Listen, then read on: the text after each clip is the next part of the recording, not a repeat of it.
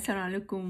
आज हम बात करेंगे रमज़ान के हवाले से कि हमें अच्छी सेहत के लिए कौन-सी चीज़ें खानी चाहिए, कौन-सी चीज़ें अवॉइड करनी चाहिए। सबसे पहले सहरी में जब आप रोज़ा रखते हैं तो आपको चाहिए प्रोटीन वाली और फाइबर वाली चीज़ें खानी चाहिए आपको। और काफ़ी लोग क्या मिस्टेक करते हैं, जैसे ही रोज़ा खुलता है समोसे, पकौड़े और तली हुई चीज़ें खाते हैं जिससे आपको अवॉइड करना चाहिए। काफ़ी लोग क्या करते हैं कि ये हेवी चीज़ें खा के फिर काफ़ी 1-2 घंटे के बाद रात को लेट खाना खाते हैं, फिर सुबह को सहरी करते हैं, जो कि बिल्कुल भी सही नहीं है।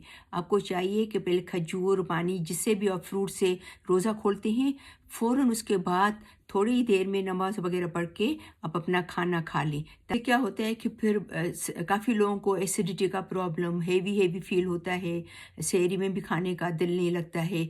तो कोशिश करें कि शाम का खाना जो है वो टाइम पे खा लें, रात को लेट नाइट तक ना खाएँ और हेल्दी खाना खाएँ, घर की चीज़ें खाएँ ताकि आपकी सेहत अच्छी रहे।